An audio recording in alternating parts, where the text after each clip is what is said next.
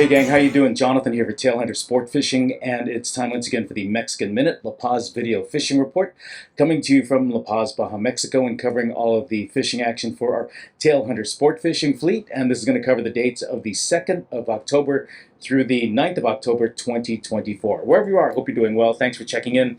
Thanks for spending time with us. And like I always say, if you like what we're doing all these years, please do us a big favor. Give us a thumbs up, a like, and don't forget to subscribe. Okay, let's jump right into it because there's a lot to tell you about. Actually, I don't really need to say a whole lot. If you hang on for a little bit, I've got the fishing gallery coming up. It's loaded. It is loaded once again, just like last week.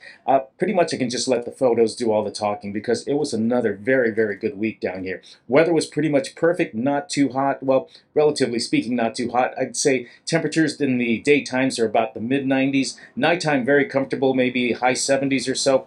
A little breezy, but otherwise just perfect fishing weather. The waters, once again, not so much of that green stuff that we suffered through all summer. Lots of blue water, mostly pretty clear. I'd say temperatures on the surface running anywhere from 80 to 83 degrees. Starting to get a little colder on the bottom, and we're starting to see a few little patches of colder water, which is evidenced by some of the colder water species that we're starting to see. But overall, hey, the Dorado were once again really good to us.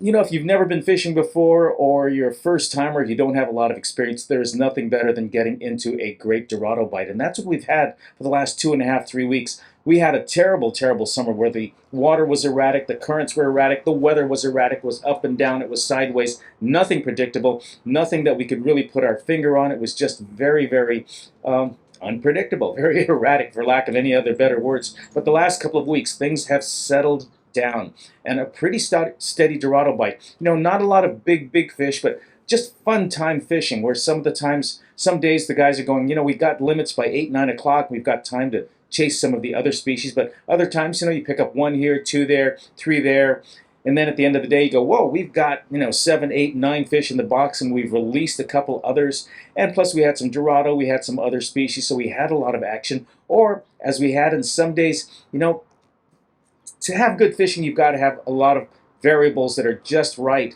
And sometimes the current just isn't quite going the right way. So some days the bite was kind of so-so in the morning and it was really slow. And then all of a sudden, boom, the currents changed. You just got to hang in there. They suddenly hit the right spot, hit the right temperatures, hit the right currents, and there were Dorado all around, and boom, they fill up the box pretty quickly. But overall, just a really nice week. Most of the fish, as I said, were not really big, but some fun 5 to 10 pounders, the schoolie size fish, maybe some 15 and 20s, and the occasional 30 or 40. Not a lot of big ones, like I said, but, you know, just a lot of fun fishing. And they're easy to catch. You put a bait in the water, you put them on the hook, you hold on, you try to stay on the boat, and you have some fun. You know, especially for a lot of the first-timers that we've got down here right now, never been fishing or never been to La Paz or never been to Mexico. Pretty cool to suddenly get into a bunch of flashing fish where you've got, you know, gold and blue and green and everything shooting all over the place, and you hook up and the fish are jumping. Just a lot of fun.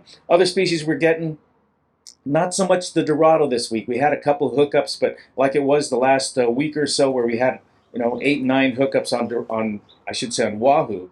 Not so much this week. We got a couple actually on bait accidentally when guys were fishing for the Dorado or were in the middle of other schools of fish, and here comes the Dorado, and you've got to hook it just right in the corner of the mouth because they've got these really sharp teeth. So we did get a couple, but they were unintentional fish.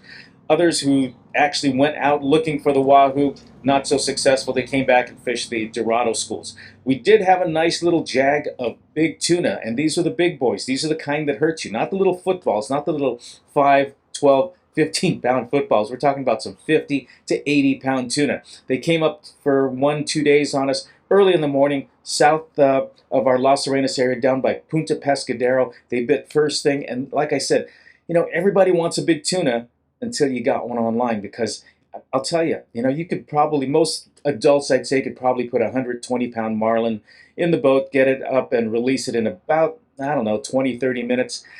A 100-pound tuna, an 80-pound tuna, a 50-pound tuna is going to be a 2 to 3 hour fish. These fish are powerful. It's a mussel with some fins on it. They have no swim bladder, so they're able to dive, and they will not give up. They will pull you out of your socks. So we had a couple of those. We had a couple of hookups, and the fish were lost, but they came up. They were here for 1-2 days, and then they disappeared. But I know they're out there, so it's just a matter of trying to hit that home run. Other species we got some pargo, some cabria, some colder water fish starting to move in. Like I said, we're seeing some patches of cooler water down deep and along some of the outer edges. So we're starting to get some Sierra, which are cold water fish, some amberjack showing up, pargo, cabria. I'm trying to think of some of the other species that, we picked up a couple of rainbow runners as well as pompano and trevally, which are also cooler water, normally springtime fish. So a lot of variety here. There still are some marlins, still some sailfish hooked up. Nothing brought in. Everything we hooked up this week was released. Almost everything on live and dead bait. So that's going to be a really quick wrap up. Just hang on. Take a look at all the photos we got this week. Lots of Dorado. I think it's going to continue for another couple weeks. Not too many more weeks left of the season, I should say. Winds are already starting to come up, but I can kind of feel everything starting to change. And once those northern winds start blowing, it changes the entire complexion of our fishing down here. Waters get colder, the fish change, they're a lot more colder fish, and then when you start getting windsurfers down here.